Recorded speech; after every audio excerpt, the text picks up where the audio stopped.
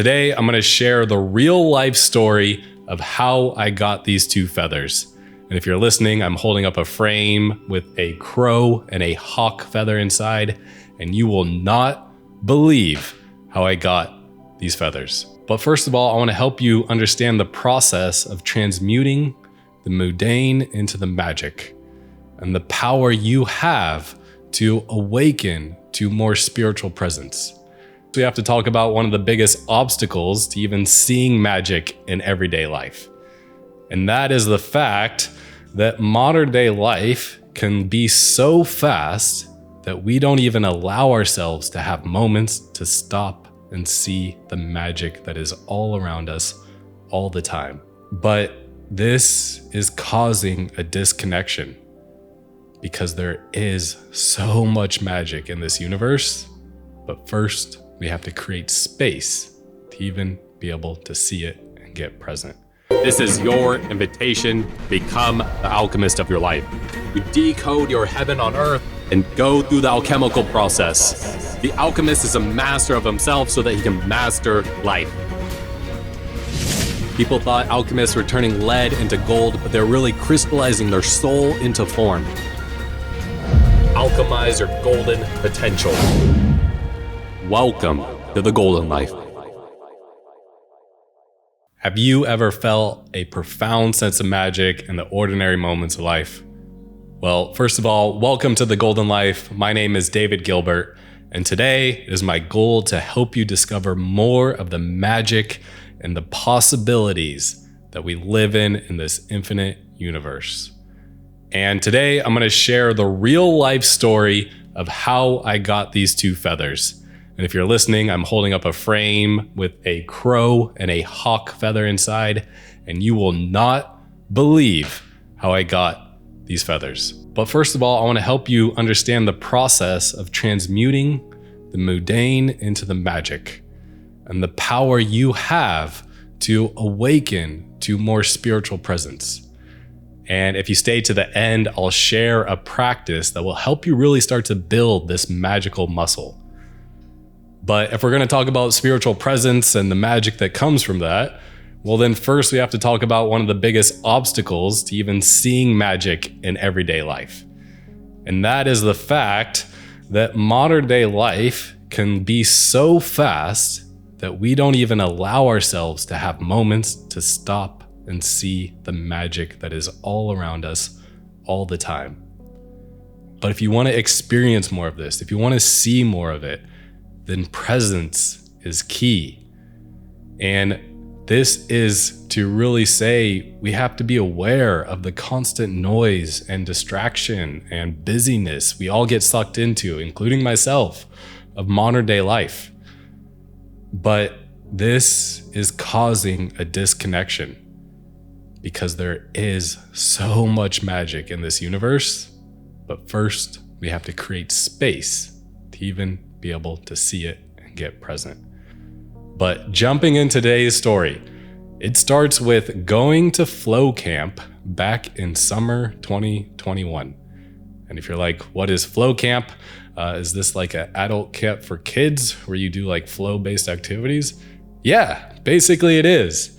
But it was with one of my dear mentors, Jamie Wheel. And one of the countless things that I took away from that camp was the idea of having your sacred space practice. And he talked about this practice of finding a place out in nature, it could be anywhere, and just going to go spend time there on a weekly or monthly basis. So I went back home. I live walking distance to Sunset Cliffs, world famous spot in San Diego. And I said, here is my sacred space. So once a week, I made it a practice to just go there for an hour and just sit and just be.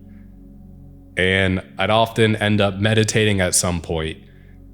And the more that I started doing this practice, the more things got weird. Because I started having these experiences where something interesting would happen and I'd just sit there and watch it. And then I'd go have an experience after that And it made sense what I was experiencing while I was sitting at the cliffs. And the story I'm about to share will really highlight this, because there's countless, but I'm just going to share this one story today. So this specific day, after doing this for a couple months and really starting to have some deep meditations and just feeling really grounded in this practice, I was walking back home and just felt grounded and centered and full of love and appreciating the beauty of the earth and all that she has to give us and the abundance that she provides for us. And I was almost home. I was a couple blocks away from home. And I see these two hawks flying. I was like, oh, that's really cool. Like, I grew up in Central California and there was always red-tailed hawks on the ranch. So hawks are another kind of, spirit guide for myself. I've always felt a connection to them. And I was like, oh, wow, there's actually red-tailed hawks flying above my house right now. Because I looked down and I was like, oh, wow, that's like exactly above my house. That's really cool. Well, I keep watching these hawks and I noticed there's one just kind of flying off to the side and he's just chilling in the wind and having a good time. And then I look at the other hawk a little bit closer and I see there's these crows attacking this hawk. They are just pissed off at this hawk, and this hawk is having a horrible day and just trying to get away from these crows. And I was like, whoa, that's really cool. And I didn't think too much about it. And I get home and go about the day, and we end up going with my wife and doing something with her family. Now, during that time with her family, she ended up having some confrontations, let's just say, and it wasn't the best afternoon. This was actually when she was really going through her own evolution and really learning about how to create healthy boundaries and separate herself, even though she loves her family so much, and create that middle sweet spot of, true unconditional love, yet unconditional love for yourself as well, and all the fun things. But that was one of the peak moments for her that hit her really hard. And she had a really bad day that night. And we were just about to go to bed, and so much happened that afternoon. I kind of totally forgot about the hawks and the crows. But then I sat there all of a sudden and I was like, whoa, what if that was a sign? What if that was the universe saying, like, something's about to go down, watch out? And I was like, yeah, that seems like it could be possible. I've had these other experiences happen, and yeah, but I've noticed for myself, right before a big realization, either massive transformation or after a big realization, at least for myself, the inner critic gets really loud. So right after that, I even heard this self-doubt, yeah, probably not. The more analytical mind, the more scientific mind was just probably not. That's just coincidence.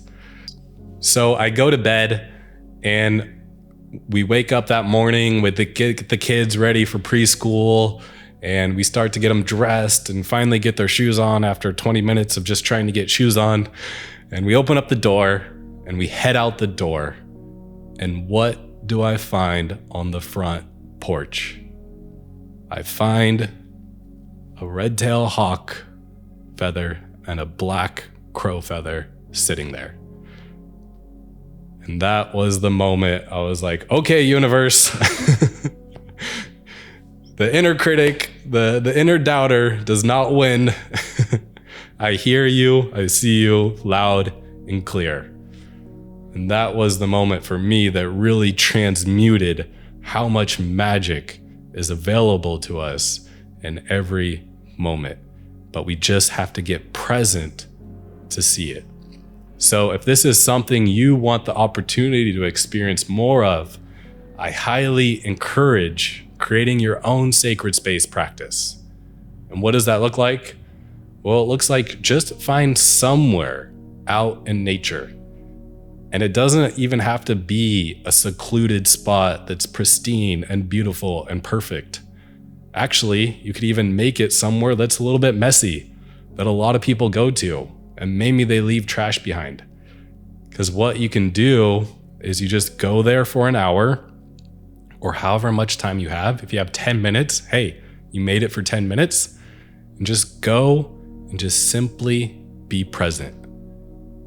And as you do that, you give the opportunity for infinite intelligence to speak through to you, because you're creating the space to get present and you're building this muscle. Now, having kind of researched this and look into this more, is it true that maybe some people have more of this skill naturally? Absolutely. But is it also true that anybody can develop this skill? Absolutely. So the more that you go out there, and I highly recommend leaving the phone at home. That's what I used to do sometimes, or just in the bag or in the car, so that you don't have a phone on you. You're just fully present.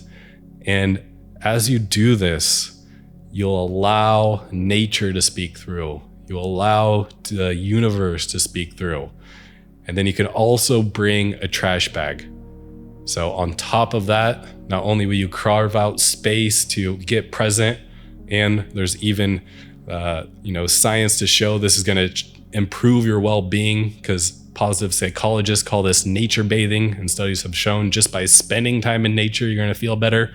So not only that, you can also bring a trash bag and do something as simple as picking up the pieces of trash in the space that you declare is your sacred space, to show Mother Earth how much you are grateful for all that she provides for us. And it doesn't have to be overly complicated, right?